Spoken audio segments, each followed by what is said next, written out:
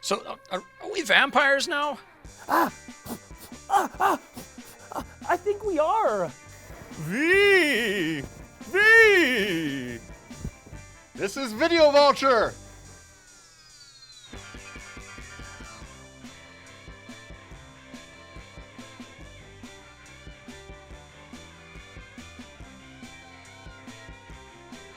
Hey, welcome to Video Vulture. I'm your host, John Tebbutt, and with me are supreme Dracula experts Tom Bagley and Cody Cook.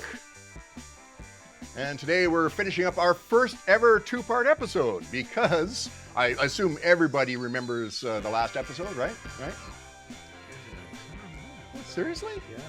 Yeah, It was a good one.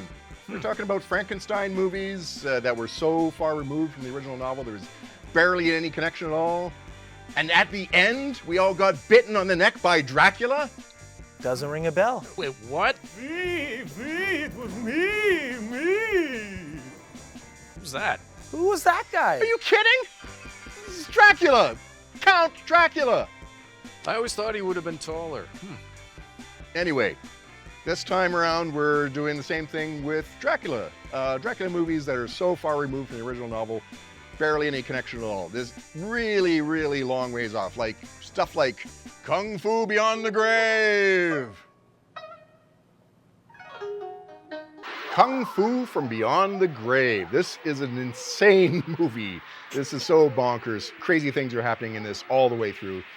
Most famously, a 3-minute scene with Dracula himself, who just, a wizard burns up a bunch of American money and yells, "Count Dracula, come to my aid!" And Dracula yells, "I'm coming!" and he zip lines in and just flies around overhead of this entire Kung Fu scene.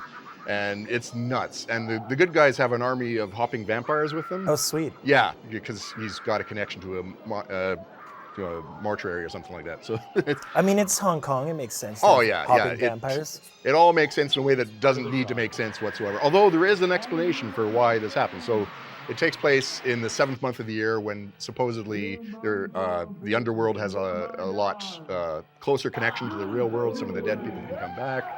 And also you can burn money and send it to the underworld so that your dead relatives have money, which is nice. And they can use that money to bribe their way out of the underworld, which is what happens to Dracula. This guy is in trouble. He needs more muscle on his team, so he calls up Dracula. And it works great. Dracula is just kicking butt around here until the garlic comes out, but that's to be expected.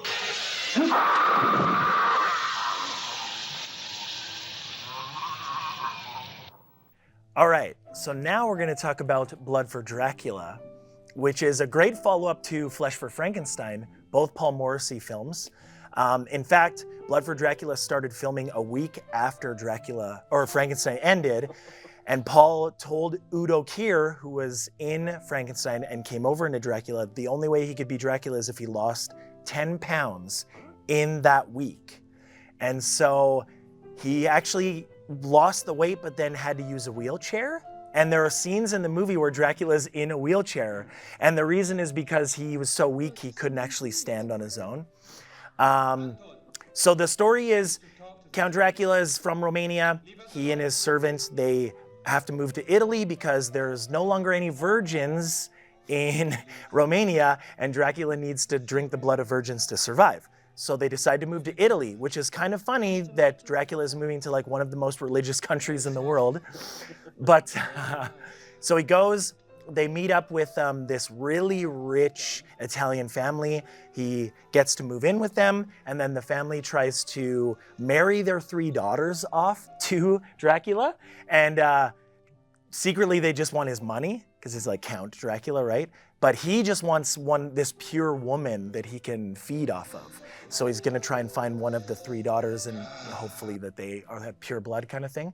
And it's quite funny, quite erotic like Frankenstein was, but it's more poetic and less like a insane like splatter film. It's more like a slow burn, this movie.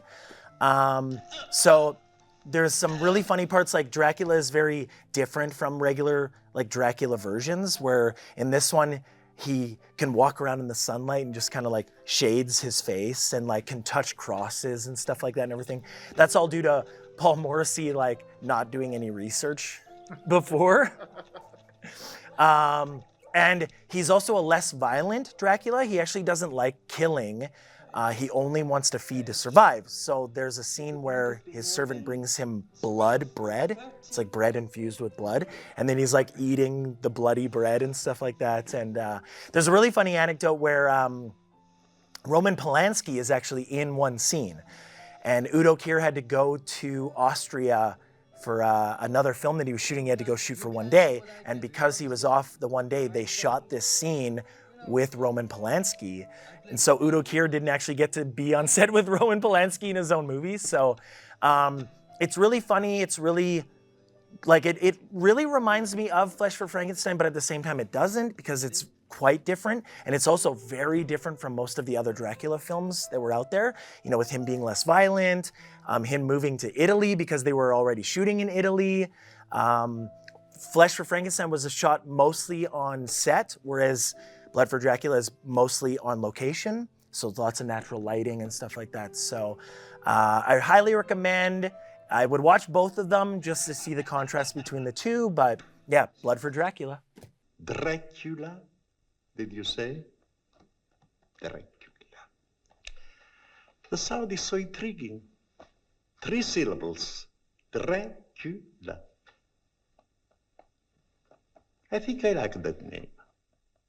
And I am going to go back to Japan for my entry into the Dracula saga here. Toho, which is the Godzilla studio, had made ostensibly a trilogy of Dracula-themed films, beginning with one called Bloodsucking Doll, which was a girl who is supposedly dead, and she's back and drinking the blood of in this sort of country estate. And then the next one was called Lake of Dracula, or Bloodsucking Eyes, which has a Dracula figure. It's not actually Dracula. It's like somebody who, a rich nobleman who is vampirized by the foreign Dracula. And all of this stuff seems to have influenced an episode of Return of Ultraman called Kick Back at the Night.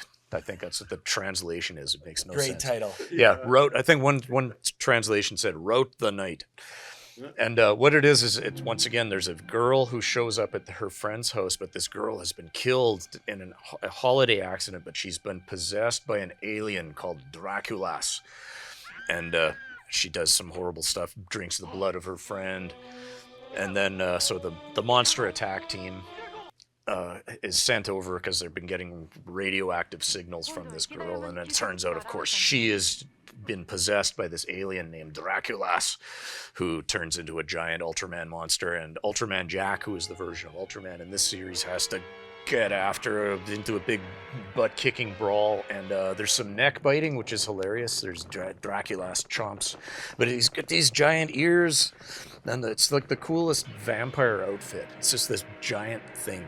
It's really good. Yeah, ears. Yeah, but these are kind of like bat wing ears coming out of the top of his head, and of course, those, I think they get ripped off in one scene. But it's a great fight scene. You know, you can't beat Ultraman Jack. It's and Subaraya, they were the best at Subaraya, doing, like, they're monster costumes and miniatures and everything. Like they started doing on the old Godzilla movies. And then, one of my coveted things is a toy of Draculas. There's like a vinyl Draculas, and it's like, I'm not rich though. We can't even afford a zipline Dracula. No, we're the money now. Yeah, so I'm not going to be getting that. DoorDash. Did anybody order garlic bread? Throw it at that guy. Yeah.